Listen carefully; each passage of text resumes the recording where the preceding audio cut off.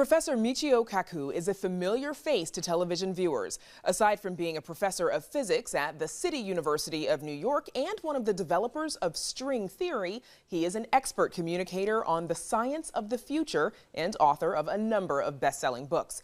In his latest work, Kaku says that for humanity to have a long-term future, we must ultimately leave Earth.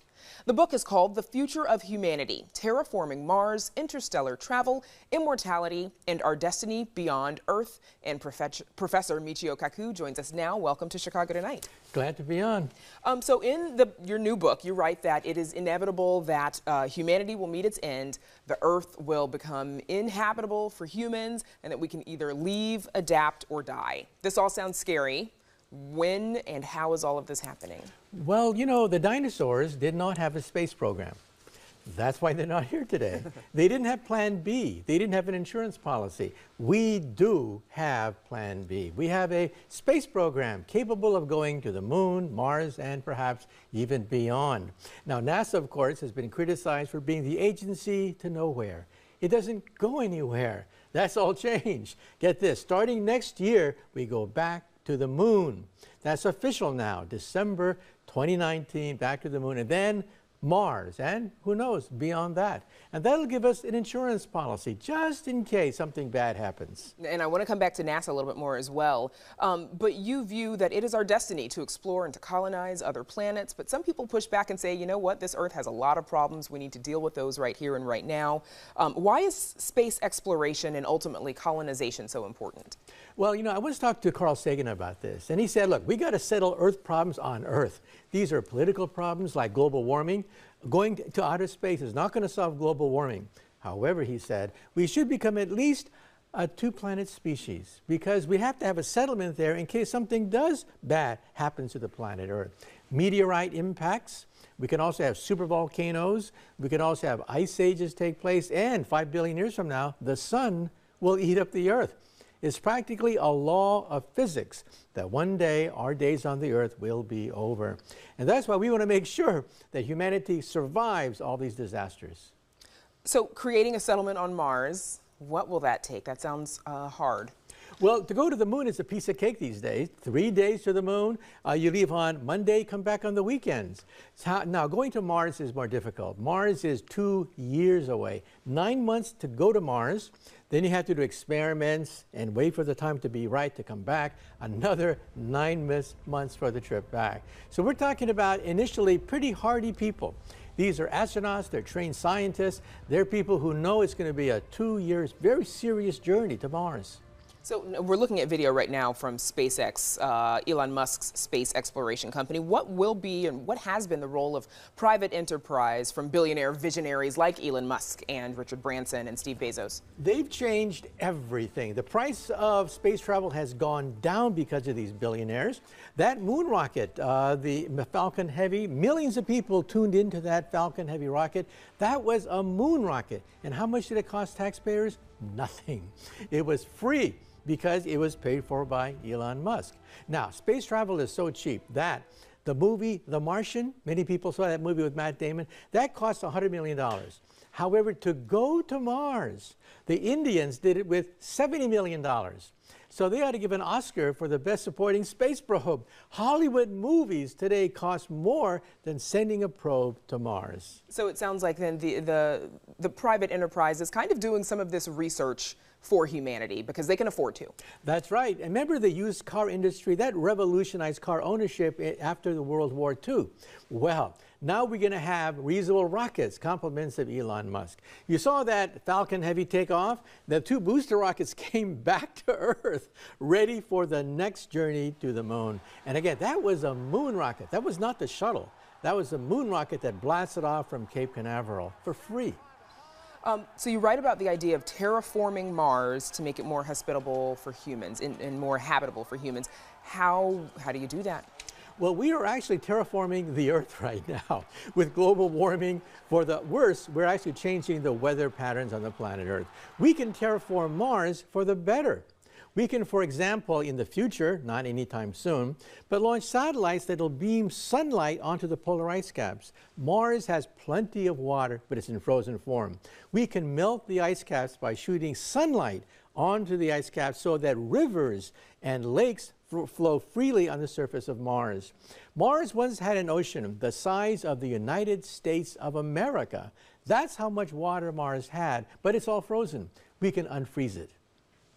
Now, this would be a pretty big project, obviously something on a scale that humans have never undertaken before, and require years, decades, maybe hundreds of years of commitment. How do we get society and humanity to commit to something that might not be seen until our great-great-great-grandchildren are around? Well, it's going to happen anyway because all of a sudden we have Silicon Valley billionaires financing it. Elon Musk has his Falcon Heavy rocket, and also Jeff Bezos, the richest man on earth, has his own spaceport. He doesn't have to go to Cape Canaveral. He launches from Texas, and he has a fleet of rockets. We may have a traffic jam over the moon. And we also have Richard Branson of Virgin Atlantic fielding his rocket, which will take tourists into outer space. I wouldn't be surprised if one day people have honeymoons on the moon. Going to the moon is not going to be such a big deal. 3 days and you can have this glorious honeymoon on the moon. And to pay for it, Google billionaires are now jumping in. They don't want to be left out either. Why should Bezos and Musk have all the fun? They're funding asteroid mining. They want to capture a small asteroid, maybe 50 feet across, mine it for $50 billion worth of platinum and rare earth elements. So Google does not want to be left out either, and that's going to help pay for many of these missions. Now, President Trump, he has declared his mission to send astronauts back to the moon. Do we need to do this as part of research and development on the way to colonizing and to building a base on Mars? Well, I'm all for robots. Robots are cheap, they go out and they don't have to come back. However, robots are very limited in what they can do. We've sent several robots to Mars and they still can't dig in the soil. They still can't do basic physics experiments because it's very limited what robots can do. Humans could just blow the whole thing open. We could create a Mars base. We could create all sorts of facilities, power plants, and agricultural centers and farms to make it self-sufficient. So we're talking about using genetically modified plants to create farms on Mars so we don't have to ship food to the astronauts. They can grow food with genetically modified plants. NASA went to the moon 50 years ago, and if you had asked some people then, they thought we'd be living in the space age by now. What happened? Has NASA lost its way? No, what happened was the Cold War was over, and we forget the cost of space travel back then. You realize that in 1966, the NASA budget was 5% of the total federal budget. That's unsustainable. 5% of every dollar went to the space program. Now it's 0.5%. And as I mentioned, Silicon Valley billionaires are footing the bill. And so we're talking about a whole new era. Economics have changed totally, and these rockets are reusable. Space travel could go down by a factor of 10. So with the discovery of thousands of planets beyond our solar system, that means the search for other intelligent life, other aliens, has intensified. What is the likelihood that we will have definitive proof of this other life? I think that, yeah, I think the aliens are out there. I get a lot of emails from people that say that they've been abducted by flying saucers, so they've met the aliens. I tell them the next time you're abducted by a flying saucer, steal something. I don't care what it is, an alien paperweight, an alien pencil, steal anything so you have bragging rights afterwards. That you can prove this actually happened. That's right. So yeah, I think they're out there because we have discovered 4,000 planets going around other stars. On average, get this, on average, every single star you see at night has a planet going around it. On average, 100% of the stars you see at night have a planet going around it, and a fraction of them are Earth-like.